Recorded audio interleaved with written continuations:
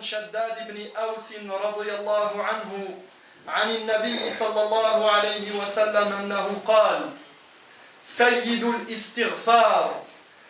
الاستغفار أن يقول العبد اللهم أنت ربي لا إله إلا أنت خلقتني وأنا عبدك وأنا على عهدك ووعدك ما استطعت أعوذ بك من شر ما صنعت أبوء لك بنعمتك علي وأبوء لك بذنبي فاغفر لي فإنه لا يغفر الذنوب إلا أنت.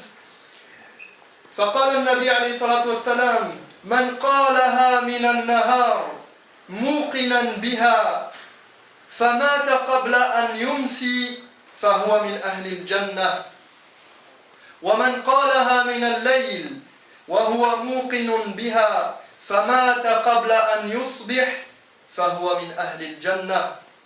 Mes chers frères et sœurs, Shaddad ibn Aws radiyallahu anhu rapporte que le prophète sallallahu alayhi wa sallam a dit: la meilleure demande de pardon est que le serviteur dise: ô Allah, tu es mon Seigneur, il n'y a pas de divinité qui mérite ce titre en dehors de toi. Tu m'as créé et je suis ton serviteur. Je tiendrai mon engagement et ma promesse envers toi autant que je le pourrai. Je me réfugie auprès de toi contre le mal de mes actes. Je reconnais tes bienfaits envers moi et je reconnais mon péché. Accorde-moi donc ton pardon, car nul ne peut pardonner les péchés à part toi. Et le prophète sallallahu alayhi wa sallam ajoute à la fin de cette sublime invocation, qui, je le rappelle, a été décrite comme Sayyid al-Istighfar, la meilleure formule possible pour demander le pardon. Il nous dit, alayhi salatu wassalam, quiconque prononce cette parole avec conviction dans la journée, puis meurt avant le soir, fera partie des gens du paradis. Et quiconque la prononce avec conviction le soir et meurt avant le matin, fera partie des gens du paradis. Ikhwat al-Islam, inna al-istighfar ma'nahu talab al-maghfirah. والمغفرة أيها الإخوة أيتها الأخوات هو وقاية شر الذنوب مع سترها. La demande de pardon est une demande adressée à Allah tabaraka wa ta'ala de nous pardonner pour nos péchés, de nous protéger contre les effets néfastes des péchés. Car oui, mes frères et sœurs, ne pensez pas que lorsque l'on fait des péchés, il n'y a pas d'impact et il n'y a pas d'effet derrière. Donc lorsqu'on fait al-istighfar, qu'on demande pardon pour notre péché, eh bien, on demande également la protection contre les effets néfastes de ces péchés. Et on demande à Allah, wa huwa sittir, de cacher ces péchés au monde entier. Donc, on lui demande de nous couvrir et de faire en sorte que toutes nos erreurs et tous nos péchés restent cachés et qu'ils ne soient pas dévoilés aux gens. وقد ورد في فضل الاستغفار آيات وأحاديث كثيرة فمن الآيات قوله تعالى على لسان نوح عليه السلام فقلت استغفروا ربكم إنه كان غفارا يرسل السماء عليكم مدرارا ويمددكم بأموال وبنين ويجعل لكم جنات ويجعل لكم أنهارا. Les faveurs de la demande de pardon sont nombreuses. Allah subhanahu wa ta'ala dit, en citant les propos de Nuh alayhi salam, et Nuh qui nous parle de son peuple, et il dit: je leur disais, implorez le pardon de votre Seigneur, il est plein de mansuétude, il vous enverra du ciel des pluies abondantes, augmentera vos richesses et le nombre de vos enfants, il vous assignera en plus des jardins et des rivières.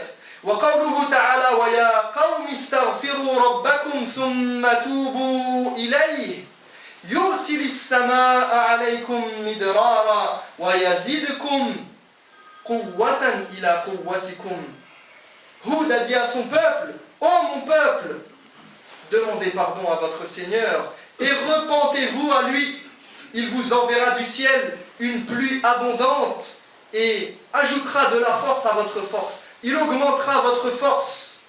وقوله تعالى على لسان نبينا محمد صلى الله عليه وسلم وأن استغفروا ربكم ثم توبوا إليه يمتعكم متاعا حسنا إلى أجل مسمى ويؤتي كل ذي فضل فضله.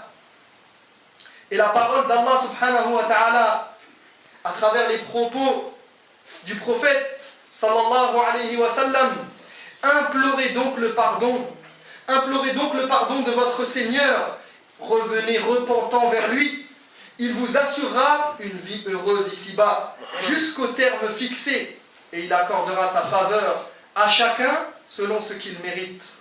ولهذا خرج عمر رضي الله عنه يستسقي فلم يزد على الاستغفار فقالوا ما رأيناك استسقيت فقال لقد طلبت الغيث بمجاديح السماء الذي يستنزل به المطر ثم قرأ هذه الآية وأن استغفروا ربكم ثم توبوا إليه.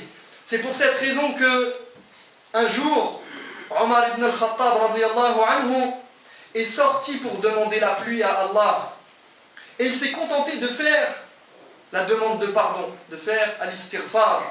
Alors les gens lui ont dit: mais on ne t'a pas vu demander la pluie, tu as juste fait al-istighfar, tu n'as pas fait la demande précise de la pluie. Alors il a dit, Omar radiyallahu anhu, j'ai demandé la pluie par ce qui permet d'ouvrir les portes du ciel et de faire tomber la pluie. Et il a lu ce verset: implorez donc le pardon de votre Seigneur, revenez repentant à lui, il vous assurera une vie heureuse ici-bas jusqu'au terme fixé et il accordera sa faveur à chacun selon ce qu'il mérite. وعن الحسن البصري رحمه الله أن رجلا شكى إليه الجدب فقال استغفر الله وشكى إليه آخر الفقر فقال استغفر الله وشكى إليه ثالث جفاف بستانه فقال استغفر الله وشكى إليه رابع عدم الولد فقال استغفر الله. Un homme est venu se plaindre à Al-Hassan al-Basri rahimahullah et il s'est plaint de la famine. Il lui a dit, Al-Hassan al-Basri lui a répondu: demande pardon à Allah. Un autre est venu se plaindre de la pauvreté et il lui a dit: demande pardon à Allah. Un troisième est venu se plaindre de la sécheresse de son jardin, il lui a dit: demande pardon à Allah. Et un quatrième est venu le voir et se plaindre qu'il n'arrivait pas à avoir d'enfant, il lui a dit: demande pardon à Allah. وعن أبي هريرة رضي الله عنه قال قال رسول الله صلى الله عليه وسلم إن عبدا أذنب ذنبا فقال أي ربي أذنبت ذنبا فاغفر لي فقال الرب سبحانه علم عبدي أن له ربا يغفر الذنب ويأخذ بالذنب قد غفرت لعبدي ثم مكث ما شاء الله ثم أذنب ذنبا فقال أي رب أذنبت ذنبا فاغفر لي فقال الرب سبحانه علم عبدي أن له ربا يغفر الذنب ويأخذ بالذنب قد غفرت لعبدي ثم مكث ما شاء الله ثم أذنب ذنبا فقال أي رب أذنبت ذنبا فاغفر لي قال الرب سبحانه علم عبدي أن له ربا يغفر الذنب ويأخذ بالذنب قد غفرت لعبدي فليفعل ما يشاء. Abu Huraira radiyallahu anhu rapporte que le prophète sallallahu alayhi wa sallam a dit, et regardez ce hadith comme il est magnifique et comme il donne espoir à nous autres, les pécheurs. Si un serviteur commet un péché et dit: ô Seigneur, j'ai commis un péché, pardonne-moi, alors le Seigneur dit: mon serviteur sait qu'il a un Seigneur qui pardonne les péchés et châtie à cause des péchés, alors je lui pardonne son péché. Puis il reste ainsi un certain temps sans faire de péché, puis soudain recommence. Il retombe dans le péché. Alors il s'adresse à nouveau à son Seigneur et dit « Ô Seigneur, j'ai commis un péché, pardonne-moi. » Le Seigneur dit « Mon serviteur sait qu'il a un Seigneur qui pardonne les péchés et châtie à cause des péchés, alors je lui pardonne ses péchés. » Puis il reste ainsi un certain temps sans faire de péché. Puis soudain il recommence, encore et encore, il retombe dans le péché, et ainsi de suite. Et à la troisième fois, Allah subhanahu wa ta'ala dit qu'il fasse ce qu'il veut, je lui pardonnerai, tant qu'il continue à demander pardon. والمعنى أيها الإخوة ما دام كلما أذنب استغفر غفرت له ما دام صادقا في توبته وقوله أستغفر الله بحيث يقولها من كل قلبه ويعزم عزما أكيدا على أنه لا يعود فإن عاد واستغفر غفر الله له.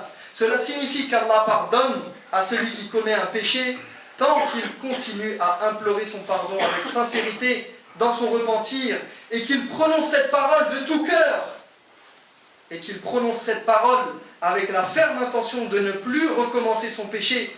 Mais s'il retombe dans le péché, alors qu'il demande pardon, il trouvera le pardon de son Seigneur. فَيَا إِخْوَةَ الْإِسْلَامِ عَلَيْكُمْ بِالِاسْتِغْفَارِ أَكْثِرُوا مِنْهُ فِي بُيُوتِكُمْ على موائدكم وعلى فرشكم وفي طرقكم وأسواقكم وأينما كنتم فإنكم لا تدرون متى تنزل مغفرة الله. ولذا كان النبي عليه الصلاة والسلام يكثر من الاستغفار وكان يقول والله إني لأستغفر الله وأتوب إليه في اليوم أكثر من 70 مرة. Ne cessez pas donc de faire cette demande de pardon, multipliez-la dans vos invocations, dans vos demeures. Lorsque vous avez envie de vous repentir, que vous soyez à table, au lit, dans la rue, au marché, où que vous soyez, faites al-istighfar, car vous ne savez pas quand la miséricorde d'Allah et le pardon d'Allah vont venir vous toucher. C'est pour cela que le prophète sallallahu alayhi wa sallam multipliait la demande de pardon et disait « Je jure par Allah que je demande pardon à Allah et me repens à lui plus de 70 fois par jour. » وَكَانَ يُعَدُّ لَهُ فِي الْمَجْلِسِ الْوَاحِدِ رَبِّ اغْفِرْ لِي وَتُبْ عَلَيَّ إِنَّكَ أَنْتَ التَّوَّابُ الرَّحِيمُ 100 مرة. Et dans une assemblée où le prophète alayhi salatu wa sallam se trouvait, il pouvait dire 100 de fois cette invocation au Seigneur, pardonne-moi et reviens vers moi, tu es certes le grand pardonneur, le miséricordieux. أقول قولي هذا وأستغفر الله لي ولكم فاستغفروه. الحمد لله رب العالمين والعاقبة للمتقين ولا عدوان إلا على الظالمين وأشهد أن لا إله إلا الله وحده لا شريك له وأشهد أن محمدا عبده ورسوله صلى الله عليه وسلم. فأكثروا عباد الله من الاستغفار واعلموا أن المسلم مطالب بالاستغفار للمؤمنين والمؤمنات كما هو مطالب بالاستغفار لنفسه اقتداء بالملائكة المقربين والنبيين والمرسلين وعباد الله الصالحين. فإن الله تعالى قال عن الملائكة المقربين الذين يحملون العرش ومن حوله يسبحون بحمد ربهم ويؤمنون به ويستغفرون للذين آمنوا. Multipliez donc cette demande de pardon et sachez qu'il est recommandé aux croyants d'implorer le pardon non seulement pour lui-même mais aussi pour tous les autres croyants, pour l'ensemble des croyants, les croyants et les croyantes, à l'exemple des anges rapprochés, à l'exemple des prophètes et des envoyés et à l'exemple des serviteurs pieux. Allah subhanahu wa ta'ala nous dit au sujet des anges, les anges qui portent le trône et ceux qui l'entourent exaltent les louanges de leur Seigneur. ils proclament leur foi en lui et implorent son pardon en faveur de tous les croyants. وحكى سبحانه وتعالى عن نوح عليه السلام أنه قال رب اغفر لي ولوالدي ولمن دخل بيتي مؤمنا وللمؤمنين والمؤمنات. Nuh alayhi salam disait Seigneur, accorde-moi ton pardon ainsi qu'à mon père et à ma mère et à toute personne qui rentre chez moi avec la foi et à tous les croyants et toutes les croyantes. وحكى سبحانه عن إبراهيم عليه السلام أنه قال ربنا اغفر لي ولوالدي وللمؤمنين يوم يقوم الحساب. Ibrahim alayhi salam a invoqué Allah en disant Seigneur, accorde-moi ton pardon ainsi qu'à mon père, à ma mère et à tous les croyants au jour du compte final. وأمر سبحانه وتعالى نبينا محمدا صلى الله عليه وسلم بالاستغفار للمؤمنين والمؤمنات فقال فاعلم أنه لا إله إلا الله واستغفر لذنبك وللمؤمنين والمؤمنات. Allah subhanahu wa ta'ala a ordonné au prophète Mohammed alayhi salatu wassalam d'implorer son pardon en faveur des croyants et des croyantes en disant Sache qu'il n'y a d'autre divinité qu'Allah. Implore donc le pardon de tes péchés et de ceux des croyants et des croyantes. فعلى المسلم أن يشرك إخوانه المسلمين في استغفاره وله على ذلك أجر عظيم بينه النبي صلى الله عليه وسلم بقوله من استغفر للمؤمنين والمؤمنات من استغفر للمؤمنين والمؤمنات كتب الله له بكل مؤمن ومؤمنة حسنة. من استغفر للمؤمنين والمؤمنات كتب الله له بكل مؤمن ومؤمنة حسنة. Le musulman doit donc inclure ses frères et ses sœurs dans ses demandes de pardon, sachant qu'il en retire en plus d'énormes récompenses. Comme le prophète sallallahu alayhi wa sallam l'a expliqué, celui qui implore le pardon en faveur des croyants et des croyantes, Allah lui inscrira pour chaque personne une bonne action. Pour chaque personne envers qui et en faveur de qui tu as imploré le pardon d'Allah, Allah t'inscrit une bonne action. C'est pas compliqué. Regardez comment Allah, il est généreux avec ses serviteurs, avec ses croyants. C'est à la portée de tous et de toutes. Tu demandes le pardon pour toi-même avant tout et pour les tiens, pour tes proches et pour l'ensemble de la communauté. وأولى المؤمنين بالاستغفار الوالدان تأسيا بالأنبياء وطاعة لله عز وجل حيث قال وقل رب ارحمهما كما ربياني صغيرا. Et évidemment, les croyants qui doivent bénéficier de cette demande en premier lieu, ce sont les parents. Pour suivre l'exemple des prophètes et suivre l'ordre d'Allah tabaraka wa ta'ala lorsqu'il dit et adresse à Allah cette prière: Seigneur, sois miséricordieux envers eux comme ils l'ont été envers moi quand ils m'ont élevé en étant petit.